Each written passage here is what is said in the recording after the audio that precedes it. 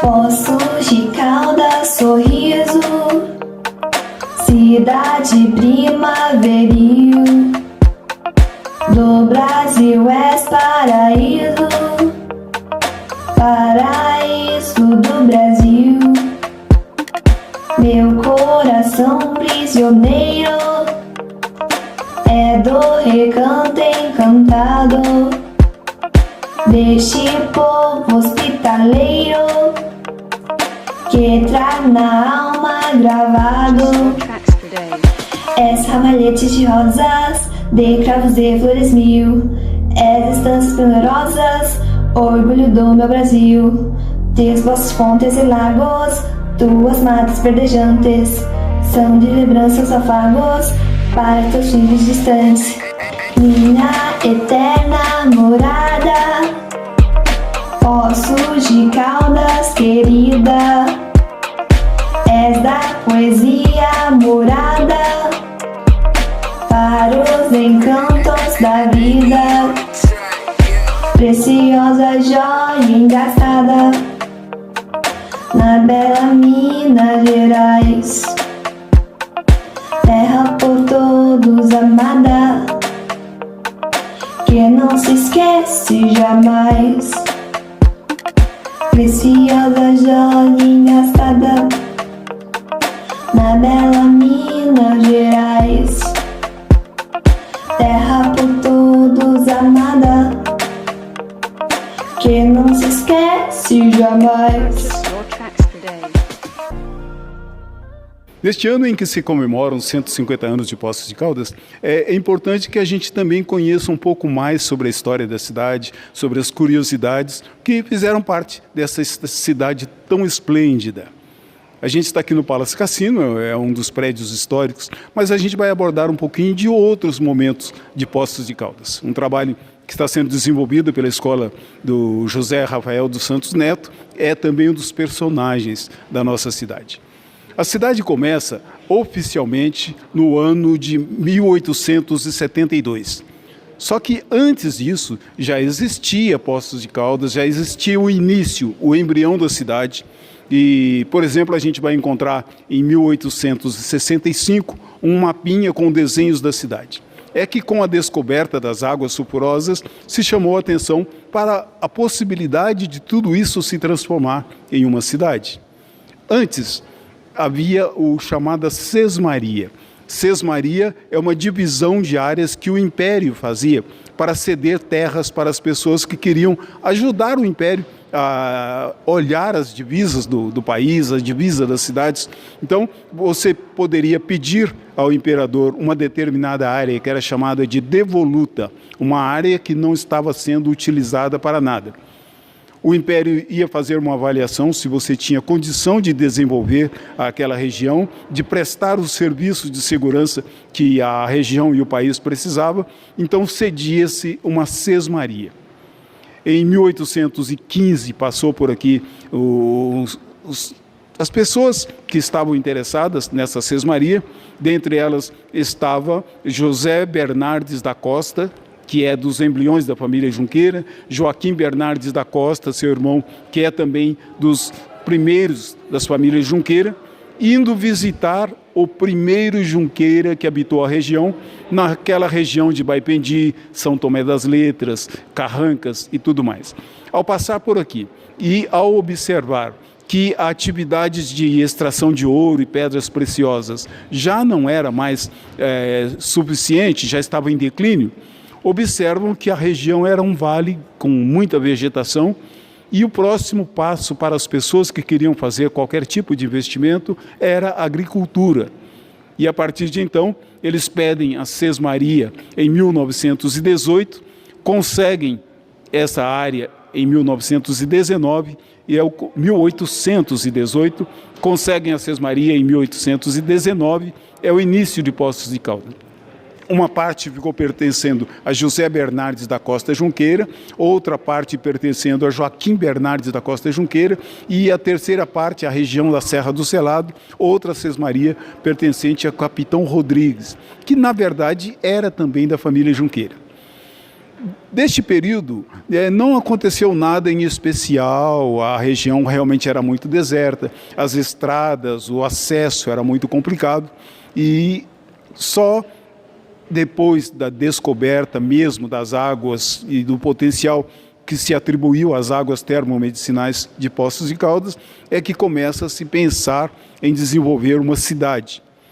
É neste período em que o governador de Minas Gerais, que neste período era chamado de presidente de Minas Gerais, era Floriano Godoy, senador Floriano Godoy, conclui que tinha que desapropriar uma parte desta área que pertencia então à família Junqueira para dar início a Poços de Caldas. Essa desapropriação foi feita documentalmente, mas quando as pessoas chegam aqui para dividir, para marcar a área a ser desapropriada, a família oferece sem nenhum problema, sem nenhum obstáculo, e toda a área. E este emissário concluiu que era melhor aceitar como doação do que depois ter que enfrentar processos e ações judiciais e tudo mais. A partir de então, fica oficialmente marcada a data de 6 de novembro de 1872 como sendo a data oficial da fundação de Poços de Caldas.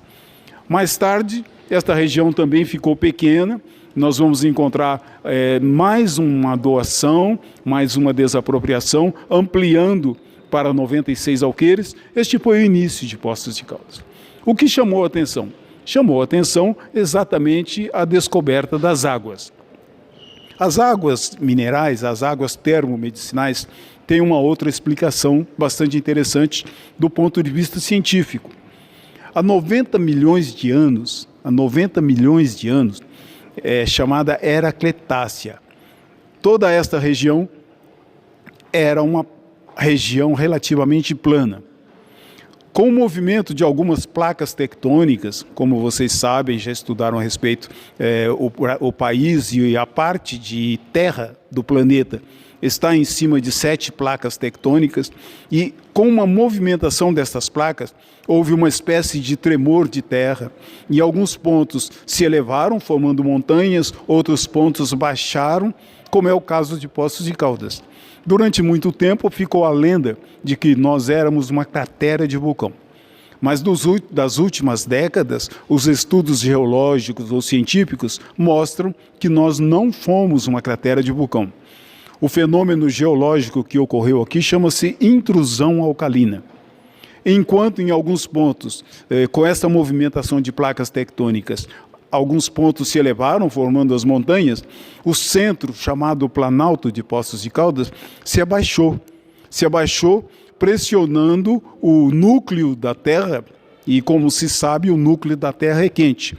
Esta pressão vertical dessa massa incandescente sobre o lençol de água produziu trincas, e a partir dessas trincas a água começou a subir, e esta água sobe trazendo para a superfície algumas das substâncias medicinais, principalmente o enxofre, e são estas substâncias que formam as nossas águas, e como o núcleo da Terra é quente, a água chega à superfície com temperaturas variando entre 41 e 45 graus, como se pode confirmar na fonte da Praça Dom Pedro II, também conhecida como Praça dos Macacos.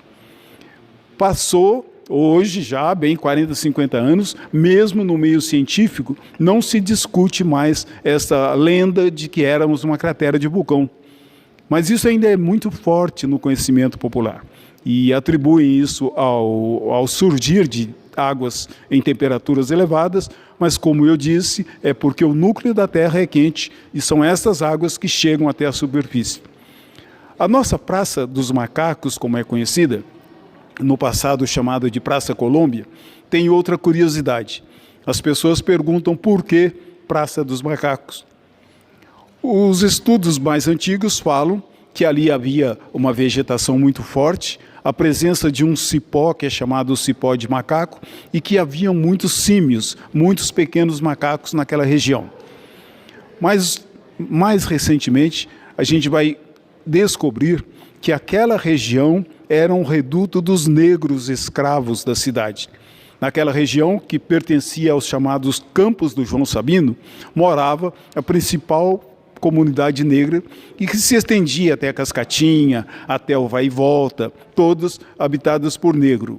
O próprio tomador de conta das porteiras que dividiam a cidade com aquela área que pertenciam ao proprietário chamado João Sabino tinha o apelido de Tomás Macaco. E ocorreu que perto da abolição dos escravos, quando surgiu a lei do sexagenário, quando as pessoas com mais de 60 anos, os escravos com mais de 60 anos, eram considerados livres, um empresário carioca chamado Barão Bittencourt criou um grande loteamento, como se fosse uma habitação popular, como temos hoje. E aquele loteamento ele vendia por preços bem simbólicos terrenos para aquela comunidade negra que ficou solta, ficou perdida. Ela não tinha mais a senzala para morar, não tinha mais o espaço para ocupar. Aquele bairro, aquela região no Rio de Janeiro passou a ser denominada como Macacos. Quando chegam os turistas cariocas em Poços de Caldas e vão conhecer aquela região da Praça Colômbia e encontram a grande presença de negros, de escravos, ex-escravos habitando aquela região, aqueles turistas também passaram a chamar a região de Macacos. A partir de então, passou a ser conhecido como Praça dos Macacos, embora o nome oficial seja Praça Dom Pedro II. Quando você está naquele quarteirão de Rua Lagoas, entre Rua Assis e Rua Lagoas, ali existia um reduto de negros, um pequeno quilombo, também chamado Botafogo. Quando você avançava um pouco mais para o lado de onde é hoje o bairro da Cascatinha, você só ia encontrar pessoas negras morando. Era uma ocupação de escravos e ex-escravos. Todas essas situações mostram porque facilmente passou a se denominar Praça dos Macacos, mas era um tratamento pejorativo, era um tratamento contrário ao que a gente conhece de hoje, ao que a gente chama hoje de eticamente correto. Passamos a ter a Praça Colômbia, que depois da visita de Dom Pedro II passou a se chamar Praça Dom Pedro II, mas no domínio popular se refere a ela como Praça dos Macacos. É bom principalmente para as pessoas, para os estudantes, para as pessoas que vivem a cultura de hoje, o respeito que se deve dar às diversas pessoas, raças, crenças, diversidade de modo geral, que o tratamento como Praça dos Macacos era algo pejorativo. Começamos a cidade, então, em 1872. Era um reduto muito pequeno de pessoas, pouquíssimas casas, pouco mais de 200 casas, pouquíssimas casas de tijolos, eram ranchos que as pessoas que vinham usar as águas faziam durante o tempo que durasse seu tratamento. Em 1871 vai chegar aqui o médico Pedro Sanches de Lemos, doutor Pedro Sanches, recém-formado, vai morar na região onde é a Serra do Selado, que pertencia ao capitão Rodrigues, e ele começa a estudar cientificamente os usos das águas sulfurosas. Ele vai levar essas águas para laboratórios importantes da Alemanha, da França, cidades que já tinham uma experiência no uso das águas, vai fazer tratamentos, estudos em laboratórios, saber realmente o que significavam aquelas substâncias e como utilizar aquelas substâncias, aquelas águas na medicina. Esta ciência passou a ser chamada de crenologia e o médico de Poços de Caldas, Dr. Pedro Sanches de Lemos, o pai da ciência chamada crenologia, o pai da ciência que aplicou o uso das águas sulfurosas no tratamento da saúde das pessoas. É importante saber que não existia antibiótico neste período e todas as doenças mais sérias que aconteciam, principalmente as infecciosas, como a lepra, hoje chamada de hanseníase, eram tratadas com as águas de Poços de Caldas. Em função disso, muitas pessoas dos mais diversos lugares passam a vir para Poços de Caldas em busca de saúde. Não existia balneário como temos hoje, termas como temos hoje. As pessoas se atolavam nas lamas formada pelas águas sulfurosas, se enterravam naquele brejo, esperando curar principalmente as doenças de pele, como a hanseníase. Mais tarde, fizeram caixotes de madeira, como se fossem banheiras. A água era acumulada em caixas de madeira e as pessoas passaram a se banhar nessas caixas de madeira. Só depois, com a interferência, então, em 1872, do senador Godoy, é que se começa a realmente pensar em balneários. Vieram alguns técnicos com a missão de construir espaços apropriados para banho das pessoas que não tomariam mais banho ao ar livre. Foi criado o primeiro balneário. Na verdade, era um grande galpão feito em um processo que a gente chama hoje de pau a pique ou taipa. Eram paredes de barro cobertas e ali existiam os caixotes onde as pessoas se banhavam. O primeiro balneário de verdade vai ser feito na região onde hoje é o Parque Infantil, ali na Rua Junqueiras, o Parque Madame Darcy Vargas. Ali foi feito o primeiro balneário, oficialmente inaugurado por Dom Pedro II, quando ele veio a Poços de Caldas em 1896 para inaugurar o ramal da Estrada de Ferro. Ele foi o inaugurador oficial deste balneário.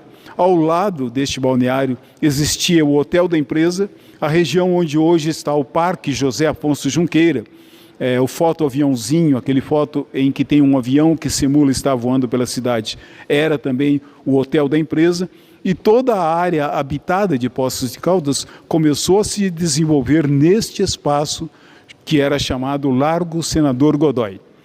Este primeiro balneário tinha também uma ligação por um corredor, passando por cima do rio e ligando ao hotel. Este corredor era para que as pessoas que saíssem dos banhos quentes não se expusessem à temperatura inferior, ao vento e tudo mais. Ele é responsável por uma lenda que surgiu recentemente de que existiam túneis, corredores secretos em que as pessoas podiam sair do Palace Hotel e vir até o Palace Cassino. Era em função deste corredor que existiu entre o Balneário Velho, o Balneário Dom Pedro II e o Hotel da Empresa.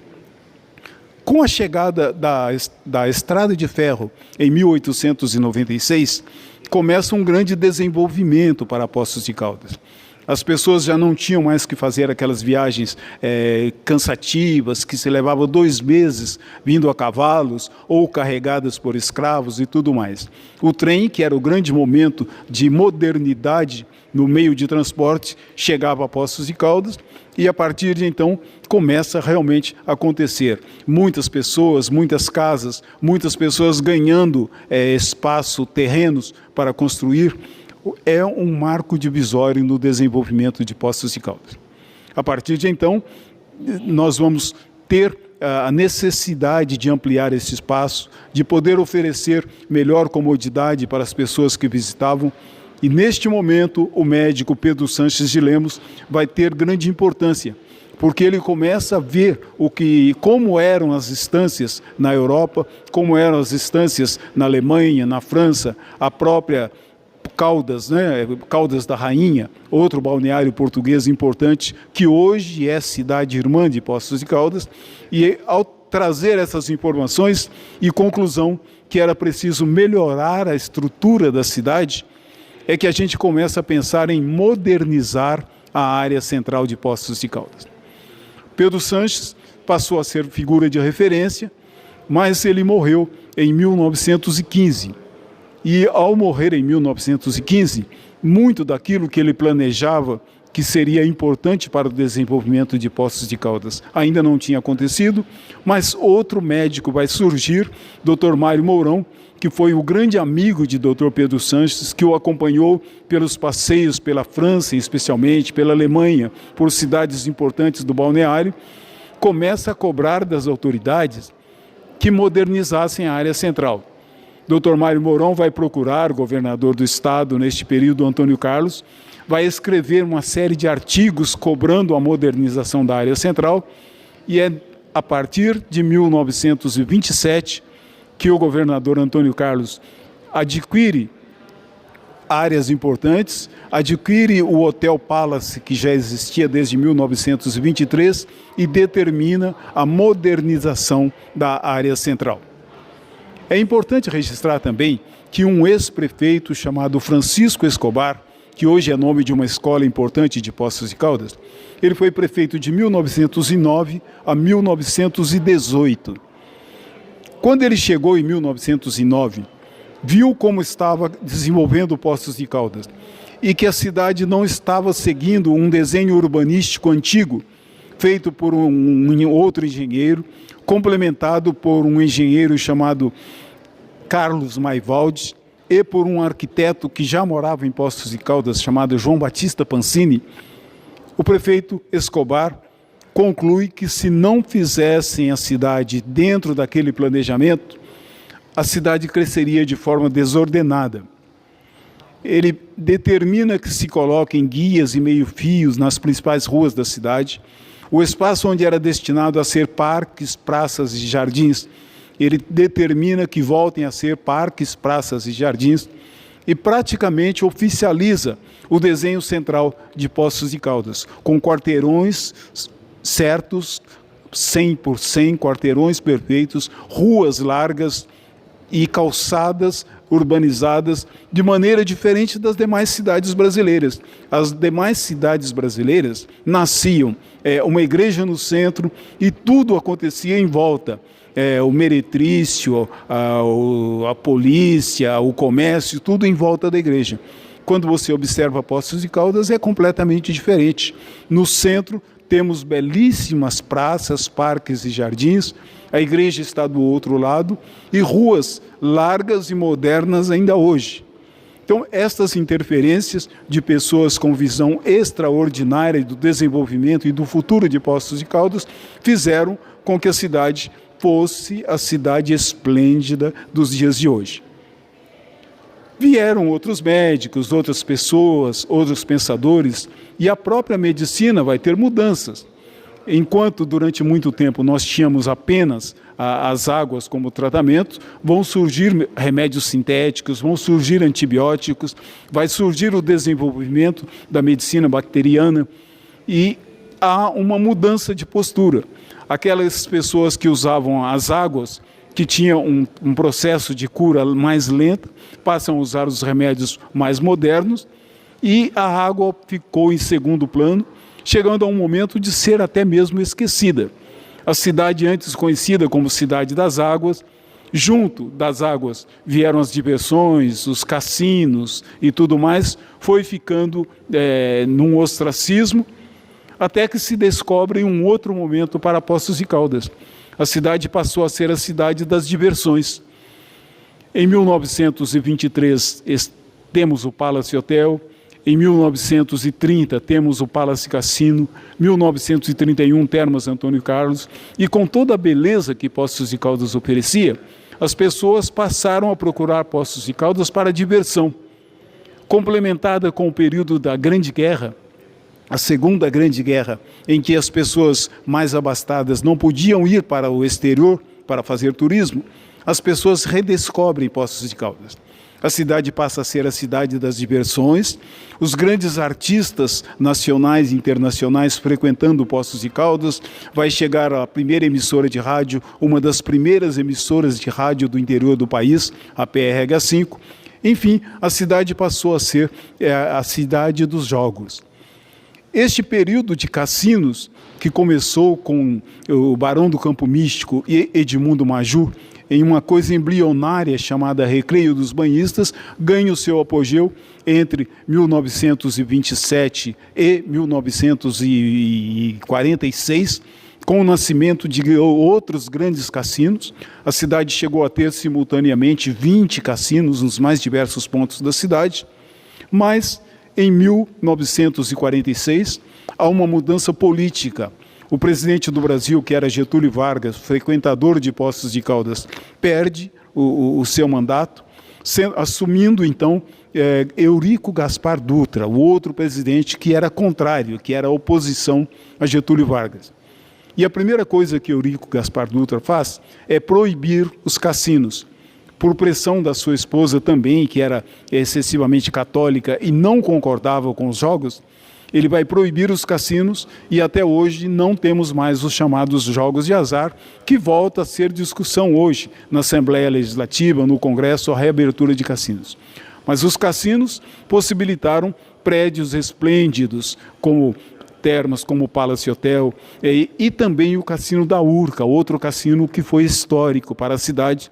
Tão importante era a atividade que em 110 dias se construiu, 146 dias se construiu o Espaço Cultural da Urca. Naquele período era um cassino filial da Urca do Rio de Janeiro. Era um empresário mineiro chamado Joaquim Rola. Era dono dos grandes cassinos, das grandes redes de cassinos carioca e também dono do Cassino de Poços de Caldas. Se construiu de uma maneira muito rápida, se inaugurou em 1942, no Réveillon de 1942, mas em 1946 os jogos foram proibidos. Quando os jogos foram proibidos, a cidade praticamente parou, porque todas as atividades comerciais giravam em volta dos cassinos, hotéis, restaurantes e o próprio jogo. Tanto era importante que a moeda que circulava, o dinheiro que circulava na cidade eram as fichas de cassinos. Com o fechamento dos cassinos, esses espaços como o próprio Palace Cassino, fica inativo durante algum tempo, alguma parte passa a ser usada para alguma outra atividade de diversão, mas nunca mais para jogos. E inclusive há em 1947, 46 para 47, um grande incêndio numa parte do Palace Cassino, onde era chamado o Teatro de Bolso do Palace Cassino. Um grande incêndio que ameaçava destruir todo o prédio e que exigiu um esforço muito grande das pessoas da cidade, porque naquele tempo não havia corpo de bombeiros. Conseguiram controlar o incêndio, mas ficou uma parte do prédio deteriorada.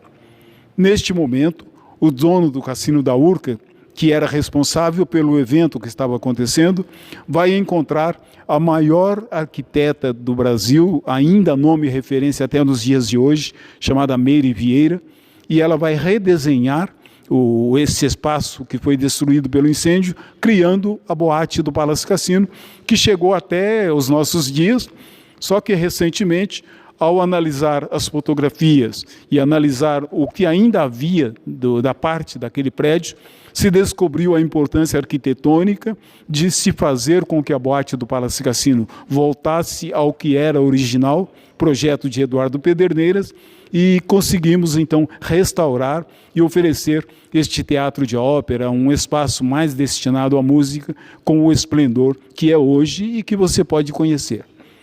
Em 1927, quando Antônio Carlos decide investir em Poços de Caldas, adquirir Palace Cassino, Palace Hotel, e reconstruir Palace Cassino e Termas Antônio Carlos, ele também resolve que era importante modernizar os jardins, a área central.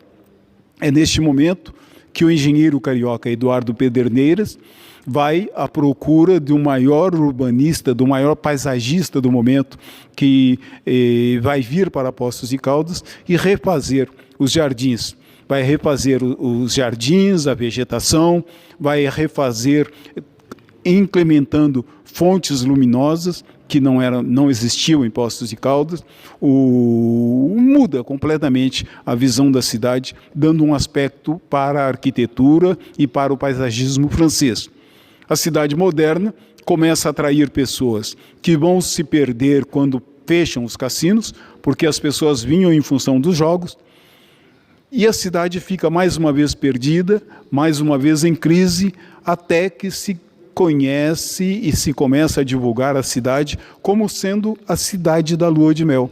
Todas as vezes que Poços de Caldas passou por crise econômica, ela se redescobriu. Ela passa a ser a cidade da lua de mel, atrativo para os casais recém-casados virem para Poços de Caldas, e isso se estendeu durante dezenas de anos, e muitas das pessoas têm na sua lembrança ter passado a lua de mel em Poços de Caldas. Era uma cidade bonita, esplêndida, com área verde extraordinária, como temos na nossa Serra de São Domingos, uma vegetação importante para o embelezamento da cidade, tanto que o slogan de Poços de Caldas passa a ser a cidade encantamento. Com a mudança também do turismo, a mudança econômica, e o turismo interno foi ficando cada vez mais caro, ficava mais barato para as pessoas fazer turismo no exterior. As pessoas iam para os países vizinhos dava status, olha, eu estive nos Estados Unidos, eu estive na Disney, eu estive na Espanha, dava mais status ter ido para o exterior, e o turista brasileiro voltava ainda trazendo alguma coisa. Ele adquiria uma determinada roupa, um determinado objeto que compensava o que ele havia gasto com a viagem.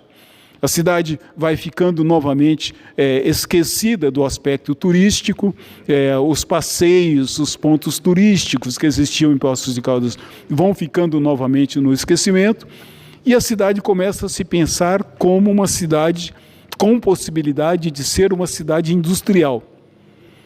E a cidade começa a receber algumas indústrias importantes, indústrias de alumínio, indústrias de extração, que já tinham embrião em Poços de Caldas. E hoje nós discutimos essa situação. Se a cidade deve ser uma cidade industrial, se deve ser uma cidade só turística, ou se é possível conviver com as duas coisas, trazendo indústrias não poluentes, indústrias que não prejudiquem a parte bela, a parte esplêndida de Poços de Caldas, a área verde de Poços de Caldas, e nós chegamos aos 150 anos, que se comemora em 6 de novembro deste ano. Dentro dessa discussão, temos hoje indústrias importantes, mas a cidade não perdeu o seu aspecto acolhedor, o seu aspecto belo, urbanístico, suas curiosidades, com seus pontos turísticos, com suas atrações. E agora, quando se comemora 150 anos, é o momento de repensar o futuro de Poços de Caldas, como aconteceu com aqueles grandes do passado. Fazer com que a cidade não perca o seu aspecto histórico, mas também não perca a sua qualidade de vida. 150 anos é o momento da gente pensar não só a cobrança do que a cidade pode fazer por nós, mas o que nós podemos fazer por Poços de Caldas, em aspectos educacionais, em aspectos sociais e em aspectos arquitetônicos. É uma cidade esplêndida que já teve o nome de cidade encantamento. E é este encantamento que nós precisamos redescobrir. 150 anos de Poços de Caldas é muito importante.